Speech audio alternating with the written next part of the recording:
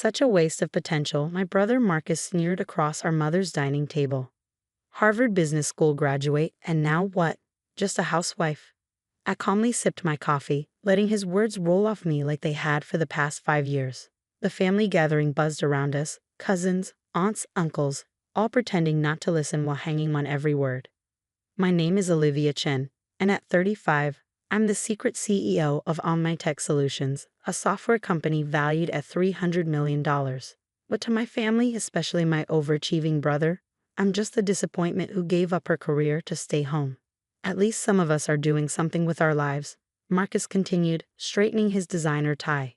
Made partner at the firm last month. But hey, I'm sure your muffins are great too, sis. Our mother beamed at him, ever proud of her successful son. Marcus just bought a new penthouse downtown, she announced to anyone who would listen. I checked my phone discreetly under the table. 3 urgent emails from our Tokyo office about the upcoming merger, a message from my CFO about our latest acquisition, and a reminder about tomorrow's board meeting. All while my family thought I was probably checking Pinterest for recipes. How's Tom handling being the breadwinner?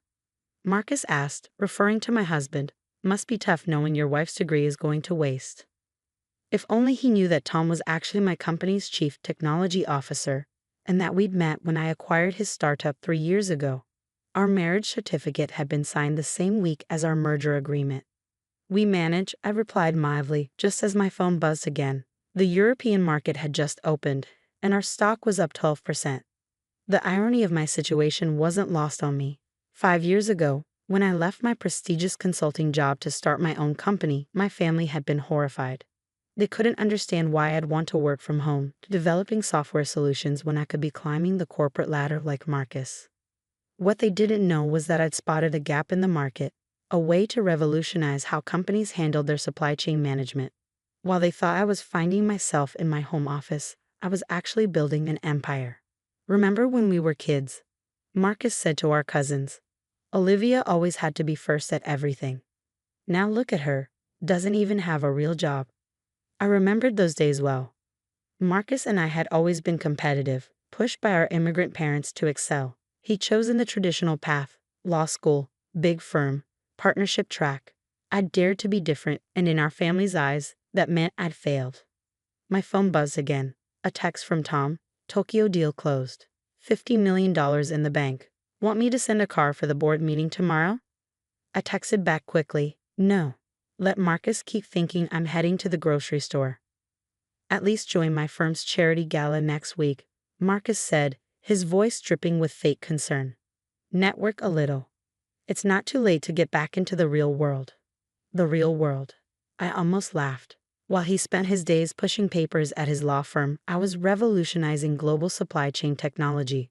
Our software was used by Fortune 500 companies across 3 continents. The housewife he pitied had just closed a deal worth more than his annual salary. I'll think about it, I said, standing up to help clear the dishes. Always the dutiful daughter, always the humble sister. Let them think what they wanted. But as I carried plates to the kitchen, I couldn't help but smile. Tomorrow's board meeting would announce our company's IPO. The news would hit every major financial publication. Our family name would be there, but not the way Marcus expected. My mother followed me into the kitchen. Honey, maybe Marcus is right. You're so smart. It's not too late to restart your career. I loaded the dishwasher, thinking about the corner office I had downtown, the one none of them knew about. Don't worry about me, Mom. I'm exactly where I need to be. Little did they know, tomorrow everything would change. The Just a Housewife was about to become one of the most talked about CEOs in the tech industry. The morning of the board meeting, I stood in my walk-in closet, trading my usual mom clothes for a tailored Chanel suit. Tom leaned against the doorframe, grinning. Ready to shock the world, Mrs. CEO. I adjusted my pearls, the ones Marcus had mockingly gifted me last party, with a note saying to brighten up your daily routine of laundry and cooking. The press release goes out at 10 a.m., I said, checking my watch. Right in the middle of Marcus's big court appearance. The IPO announcement was perfectly timed.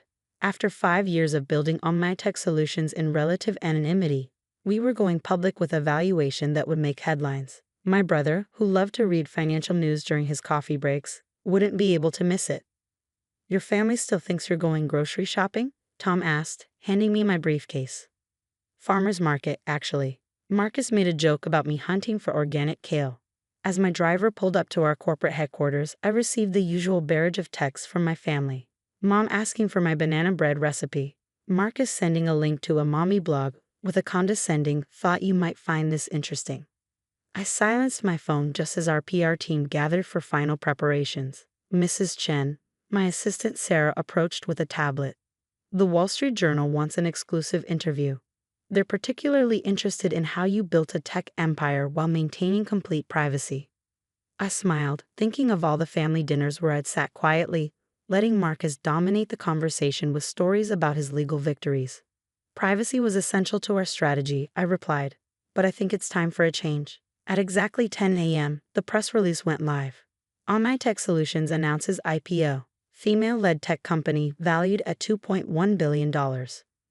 My photo, not the casual family snapshots my relatives knew, but a professional headshot, appeared across financial news sites. Within minutes, my phone exploded. First came the industry calls and congratulatory messages from business associates. Then, predictably, the family messages started pouring in. "Mom, Olivia? Is this you on Bloomberg?" "Aunt Linda, OMD just saw you on CNBC. Cousin Peter, holy, you own OmniTech?" Marcus's name was conspicuously absent from the notifications. He was probably still in court, unaware that his unemployed sister had just become the talk of the financial world. The morning passed in a blur of meetings and interviews. I handled questions about our technology, our growth strategy, and yes, how I'd managed to keep such a low profile. I wanted our company's success to be based on our innovations, not my personal story, I told reporters. Around lunchtime, Tom poked his head into my office. "Your brother's firm just called. Apparently, they're very excited to discover that their software provider is locally owned." I laughed. "Did they mention their partner's connection to the CEO?" "They don't know yet, but Marcus just left court." And Tom held up his phone, showing a financial news alert. "I'd say his coffee break is about to get interesting." Sure enough, my phone lit up with a call from Marcus. I let it go to voicemail, then another and another. Text messages followed. "Olivier, wait here. Why didn't you tell me? You own OmniTech? The OmniTech? Our firm uses your software." I took a sip of water, enjoying the moment. 5 years of condescending comments, of being treated like a failure, of listening to him brag while he unknowingly used my company's products. Finally, I texted back, "Can't talk now. Board meeting, running my little home business." His response was immediate. "This isn't funny. Do you know how this makes me look? My own sister. I've been what, Marcus? Treating me like a failure? Mocking my choices? Using my company's software while telling everyone I'm wasting my potential." The typing indicator appeared and disappeared several times. Finally, "We need to talk, please." I looked at my schedule. "I have an opening next week. My assistant will send you a calendar invite, like a real business person." The rest of the afternoon was dedicated to IPO preparations, but I couldn't help smiling every time I thought about Marcus sitting in his office, realizing that all those times he bragged about his firm's cutting-edge technology, he'd been unknowingly promoting his housewife sister's company. The best part? Marcus's law firm had just signed a contract to use our software. He just didn't know his failed sister owned the company. A week later, Marcus sat in my corner office, staring at the view of downtown through floor-to-ceiling windows. His usual swagger was notably absent as he took in the sophisticated space, the busy employees outside, and finally, the multiple industry awards lined up on my credenza. "So," he said, his voice smaller than I'd ever heard it, "all those times you were running errands." Board meetings, I finished. All those cooking classes were investor pitches. That book club last month, a merger negotiation. He picked up a financial magazine from my desk, the one with my face on the cover. "Why didn't you tell us? Tell me?" I leaned back in my chair, the same way he used to do when lecturing me about real careers. "Would you have believed me? Or would you have tried to take over, manage my company your way, just like you've tried to manage my life?"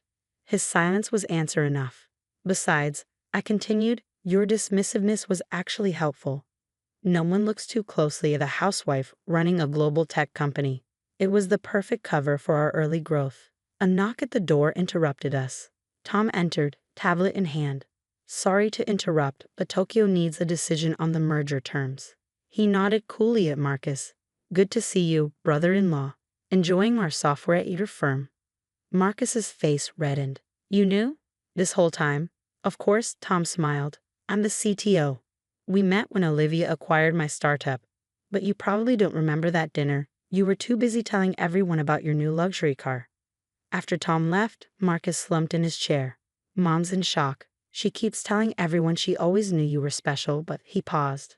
I'm sorry, Olivia. I've been an absolute jerk, chauvinist, self-absorbed narcissist. All of the above, he admitted. I thought I was the successful one. The achiever.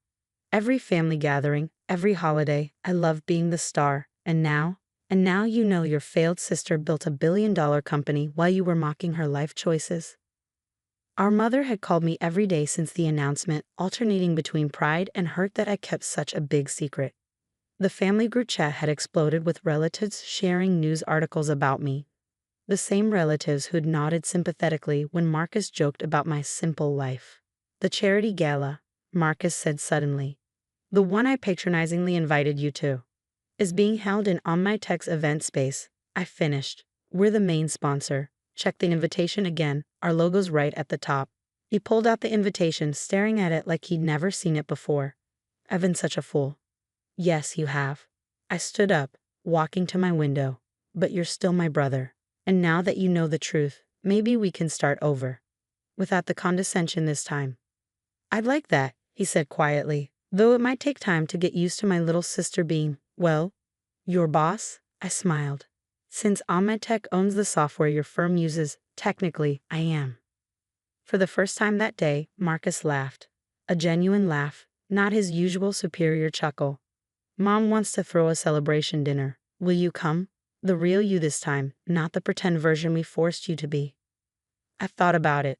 On one condition, you help me cook. Since you've had so much to say about my domestic skills, let's see how you handle kitchen duty. The following Sunday, our family gathered again. This time, Marcus wore an apron instead of his designer suit, following my instructions to make lasagna. Mom kept showing everyone new articles about me on her iPad, while our relatives asked endless questions about the company. Remember when you said I was wasting my potential? I asked Marcus as he struggled with the pasta layers. He wiped tomato sauce from his cheek. I was wrong, so wrong, but I have to ask, was it worth it? Hiding your success all this time? I looked around at our family, at Tom chatting with our cousins about tech, at my mom proudly displaying my magazine cover, at the genuine respect in their eyes that had replaced the pity. It was worth it to build something on my own terms, I said, without anyone's interference or expectations, and it was worth it to see your face when you found out you're just a housewife's sister owns the software you brag about at work. Marcus laughed, burning himself on the hot pan. I'll never live this down, will I?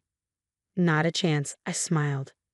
Now, about that charity gala speech you're giving next week. I think it needs a rewrite. Something about the dangers of underestimating housewives? As our family sat down to dinner, I caught my reflection in the window. Harvard graduate, tech CEO, and yes, proud housewife who built an empire from her kitchen. Sometimes the best success stories are the ones nobody sees coming, especially when they're hiding in plain sight, serving homemade muffins with a side of sweet revenge.